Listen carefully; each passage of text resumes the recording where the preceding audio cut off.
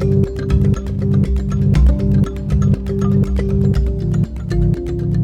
did the secularist movement begin in Britain? When and why was the National Secular Society founded? And why should modern supporters of secularism care about its history?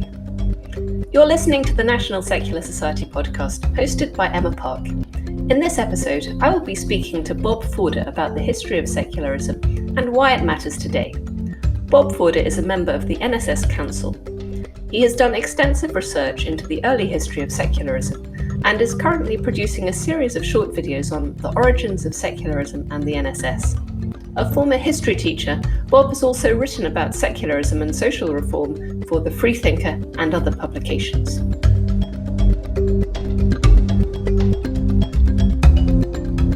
Bob, first of all, how would you define secularism, and where did the idea first start becoming used in modern history? Well, that's one heck of a question, Emma. But I decided to start my series of video talks with Thomas Paine, because Paine was the first person in modern times to expound essentially secularist, radical ideas to ordinary people. I don't think Paine was very original, because he was influenced by people like John Locke and other philosophers. But he popularized his ideas and molded them into a coherent whole in the way that ordinary people could understand. In particular, his Age of Reason, which was first published in 1794, was an eviscerating attack on established religion and influenced many who were to follow him. The NSS used to celebrate his birthday, a sort of secularist Christmas, I think. It was in the introduction to his book, The Age of Reason, that he wrote those words, "My own mind is my own church," which I suppose is a sort of secularist foundation stone. What were his other main ideas relating to secularism, would you say? Well, I think the thing that he taught more than anything else was that individuals were citizens, they weren't subjects.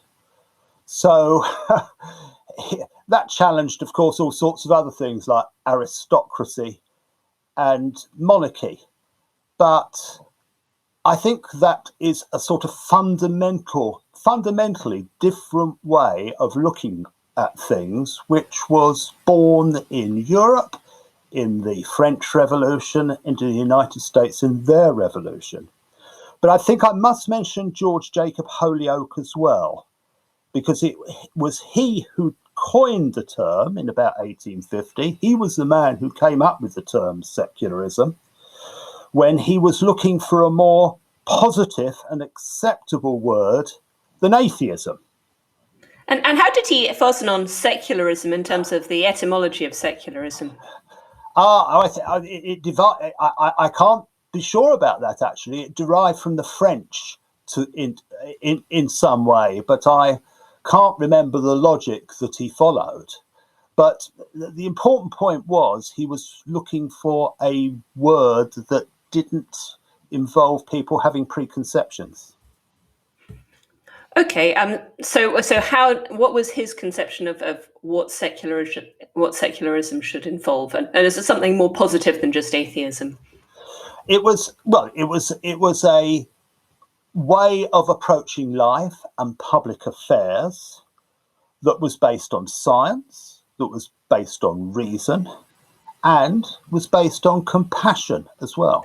And you also have mentioned before in previous talks that secularism has meant different things to different people.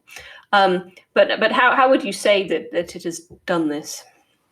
Well, you see, if we go to the first three presidents of the National Secular Society, Bradlaugh, G.W. Foote, Chapman and Cohen, for them, the words secularism and atheism were virtually synonyms. They really drew little distinction between it. But as the word has developed into the 20th century, it means something rather different. I think it means working towards a free and fair society in which the religious are not accorded particular privileges. So there's a distinction, if you like, between the public sphere and religion. Hence that NSS strapline challenging religious privilege. Do you have to be an atheist in order to be a secularist? No, I don't think you do. You have to just accept that distinction. I have to say, I think it's more difficult for some, it depends on the denomination or the particular church. But if, going back to Paine's idea, my own mind is my own church, if you accept the authority of a priesthood over your thoughts, it's more difficult to be a secularist. And you mentioned Charles Bradlaugh, the founder of the National Secular Society. Now, the story of secularism in Britain is very much bound up with the early history of the NSS and with Charles Bradlaugh's own career. Could you tell us how? Bradlaugh, yes, the great Charles Bradlaugh. Well, he was one of the leading radicals of the 19th century, and for a period, I think he was the leading radical. By the third quarter of the century, there was a need for a national organisation to coordinate and support the work of the many local societies that had grown up in virtually every urban centre. Bradlaugh himself was an extraordinary orator. He had great organisational skills, and it was he who announced the foundation of the National Secular Society on the 9th of September 1866, with himself as acting president. This was confirmed at a conference at Bradford the following year. And you said the National Secular Society was designed to support the work of the local societies. Were there lots of local secular societies at that point? Yes, all over the place. All over the place. Secularism and radicalism and campaigns for change were very closely linked. I'm not saying that all radicals were necessarily secularists or atheists, because that wouldn't be true. But certainly secularism was one of the driving forces behind radicalism. Okay, and given that Britain in the 19th century was a sort of rapidly industrialising country, how did that help or hinder the formation of a national secular society? Well, I think in the most obvious way, Britain had a railway network by 1850. So secularist speakers began to travel the country. Also, the pamphlets and the newspapers they published could be got around the country more easily than the case was before. And ideas spread. And so we find the emergence of the National Secular Society and a secular movement occurring with those developments. Would you say that the ideas in particular were able to spread more easily to, say, the working classes, if you like? Because I suppose in the past they could have always spread among the elites, but perhaps it was easier in the 19th century for them to spread to a wider audience. The NSS was essentially a working class organisation. The people who joined the NSS were almost entirely working class. There's some reasons behind that. The secularists of this time, they were optimists and they were individualists. And I think this is one of the inspiring things about them. They thought that if you could make people free, they would improve themselves. Now, some of the impediments to this freedom were large families. So that's one of the reasons that Bradlaugh was a Malthusian from the outset. That was one of the impediments. The other impediment, to their mind, was organised religion and the churches, because they thought of the churches, and particularly the Church of England, they thought of it as the thought control police of their era. Were people from different classes from the elites ever involved with the secular society, or did that have to wait until a much later date, or has it never really happened? It did happen much later. There were always tensions there. I mean, the UK or Britain or England, or whichever you prefer, we all know we all know the importance of social class in our society, and it was even more important in the 19th century than it is now. And it was true that respectable atheists didn't really want to mix with organisations, the rabble that constituted the NSS in many ways. So from time to time, Bradlaugh made overtures to Charles Darwin, for example, to support him over his parliamentary struggle, but he didn't get very far with it. Were there any other societies for that people like Darwin joined? Or? Well, we had, by the last quarter of the 19th century, we had the growth of the ethical societies in London. And then these different classes tried to use different language, really. So we had T.H. Huxley coming up with the word agnostic, which he thought sounded a bit less challenging than atheist, for example. And it was, I don't want to get into a long philosophical discussion, but if we did, I'd be making out the case that I can't really see what the distinction between an atheist and an agnostic is. What G.W. Foote said was that an agnostic was an atheist with a top hat. And what's Charles Bradlaugh's own background, just very briefly? Maybe you could just tell us, but how did he come to found the National Secular Society? What was his own class background, if you like? What was his driving motivation? It was quite humble. It was a sort of working class London background. His father was a solicitor's clerk, I think. So they managed some sort of respectability, but you could hardly call them well-heeled. Bradlaugh, what affected the way Bradlaugh thought? I don't know, really.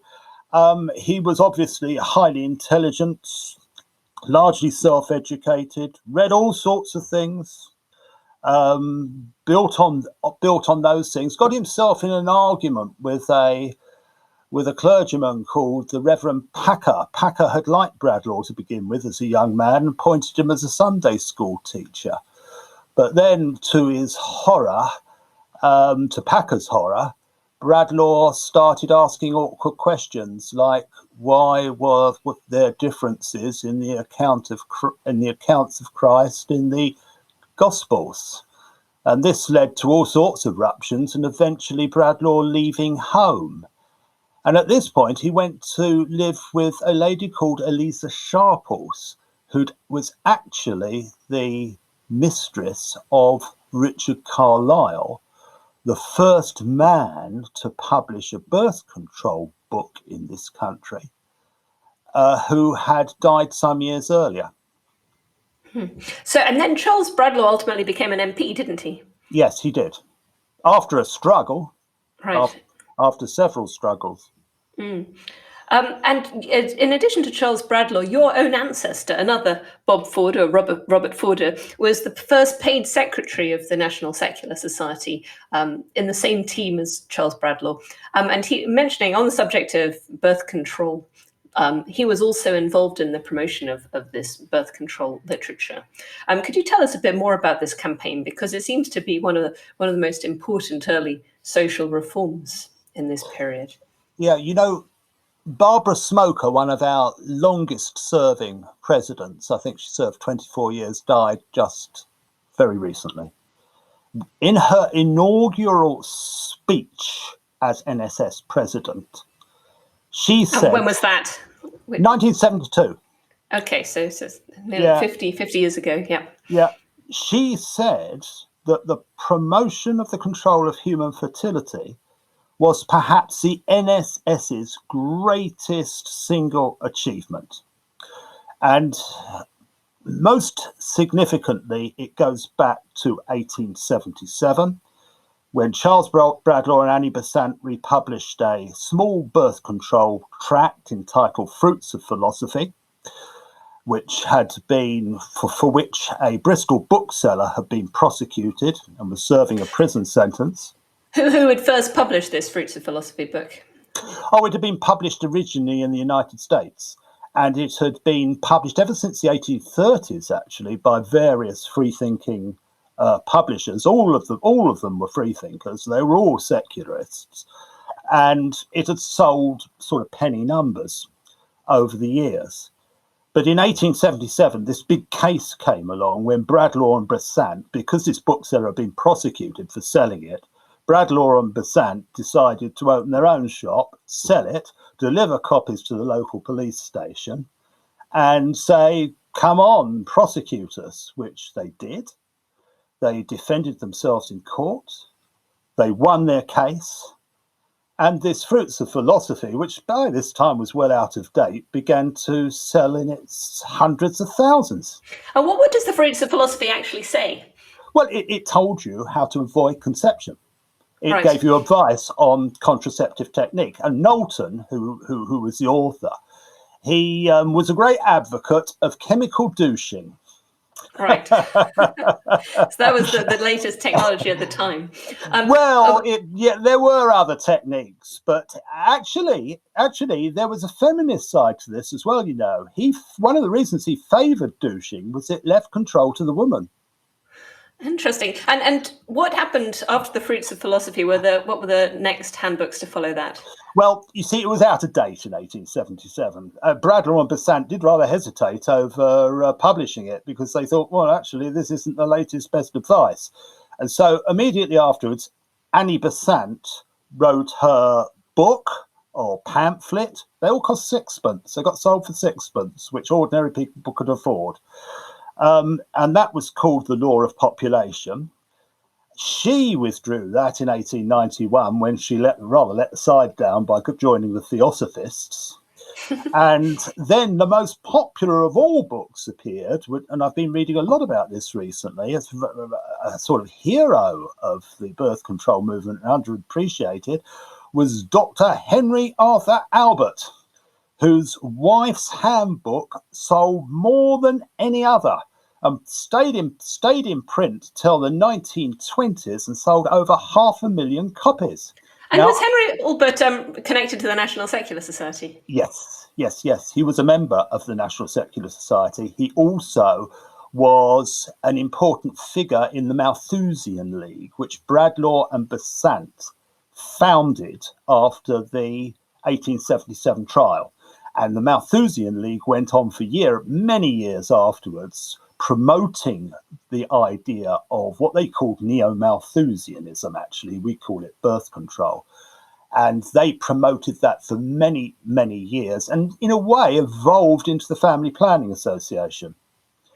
The earlier members of the NSS were involved in other social reforms as well as the birth control movement. Could you tell us about some of the most important ones and the people behind them? Well, I can't resist mentioning another former NSS president now, who in the 1960s wrote a book about the NSS called 100 Years of Free Thought. That was to celebrate its centenary in part. But he made the point, that there's barely a social reform that the society hasn't championed, and usually championed ahead of anybody else, and made themselves very unpopular in doing so. But having said that, I'd like to pick on a couple that are very closely related, that run like golden threads. How's that? Golden threads through the history of secularism. At the beginning of the 19th century, fear of revolution in this country was rife. The government responded by attempting to clamp down on the circulation of nasty, dangerous, radical ideas, particularly those of the type espoused by Paine, who was, in their minds, the bogeyman par excellence. Okay? One of their main techniques was the imposition of stamp duties on newspapers, making them too expensive for working people. These stamp duties were furiously resisted by the likes of Richard Carlile, who I mentioned earlier, who republished all Paine's works in the 1920s and 30s and got 7 years in Dorchester jail for his trouble, and by Holyoake and many others. And were those works sold in such a way that they were available to working people? Yes. There were. Nobody ever made money out of free thought, as far as I know, and that goes for my own ancestor. It wasn't a profitable business because they were selling very cheap pamphlets to working class people and trying to sell them as cheaply as possible because they wanted to maximise the circulation. The pamphlets they published were the blogs of their age. It's the way you communicated. Fantastic. And any other major issues? You mentioned there were two. So yes. One of them is stamp duties. What's the other? Well, the freedom of the press was one. Yeah. The second, closely related, was a campaign against the blasphemy laws, which I don't think I really need to explain why that was so fundamental to secularists. They thought you should be able to speak about religion as you could speak about any other matter, and there shouldn't be prohibitions on things that were regarded as disrespectful or rude when you spoke about the religious. And here, G.W. Foote needs a special mention because it was he who, at the height of the Bradlaugh problems of the 1880s, decided to take the battle to what he regarded as the bigots by publishing his extraordinarily irreverent, outrageous and satirical newspaper, the Freethinker. Now, one of the devices he used in particular, shades of Charlie Hebdo here, but one of the devices he used in particular were cartoons, Bible cartoons, as he called them, that were very, very disrespectful. And he was inviting prosecution. He spent a year in jail, and as a result of this. But what he did do was that he highlighted the absurdity of the situation that he thought confronted him. And how does this, do you think, compare with the situation today? I mean, the blasphemy laws in the UK were abolished not that long ago. Have we made a lot of progress, or is there still much to do on blasphemy in the UK? Well, you know, if that film Life of Brian had appeared in the 1880s, well, it wouldn't have appeared because it's a film. But obviously, we must have made some progress in that respect. Is there more to do? Of course, there's more to do.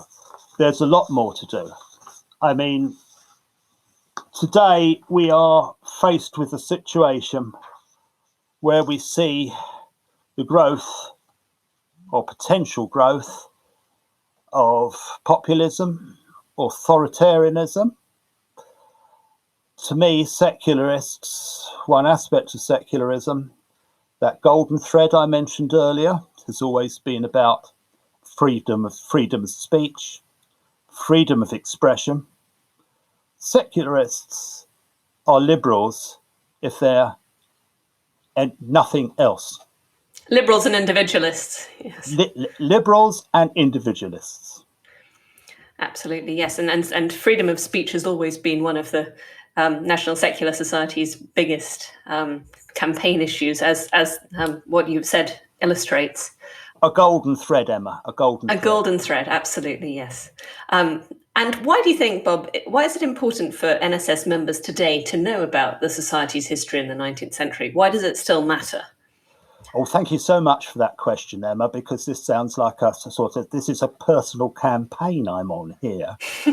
Let me suggest some reasons why the history of this wonderful society is so important. First, most obviously, there are lessons to be drawn from the past.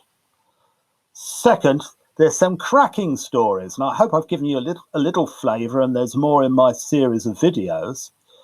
There's some cracking stories about extraordinarily brave people who deserve to be remembered. Third, because history, organisations with a history gain a sort of legitimacy from their history. If you've got a past, particularly a heroic past, it can only add to your credibility and gravitas.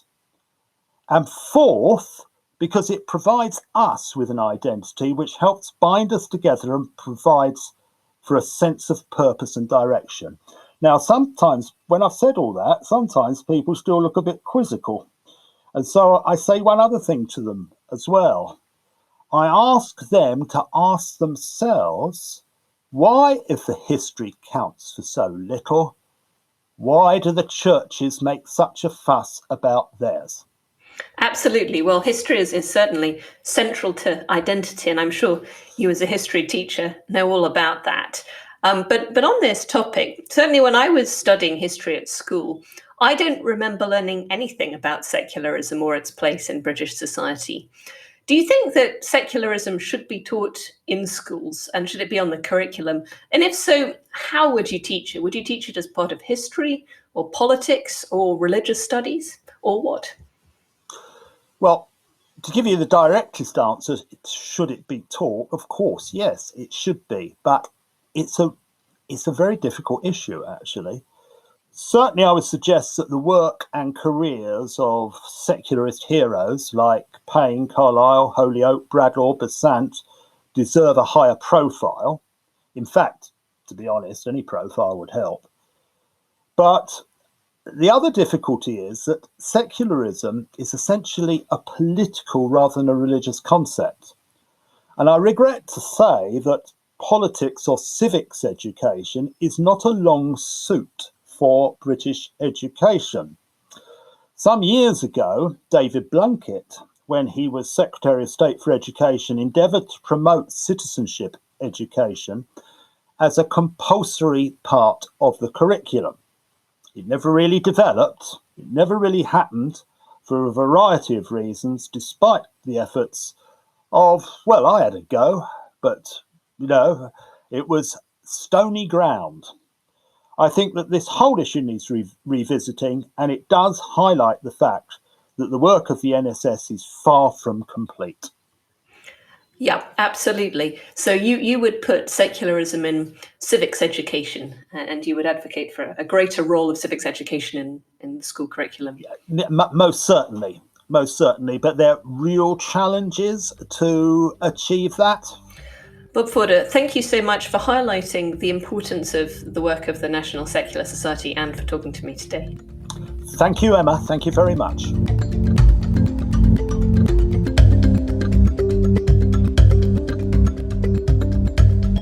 That was episode 24 of the National Secular Society podcast, hosted by Emma Park. If you would like to help us challenge unfair religious privilege and support freedom of and from religion in Britain today, why not become a member of the NSS? Full details are on our website at secularism.org.uk/podcast. If you like this podcast, you can find more episodes and more information about this episode on the website. Thanks for listening.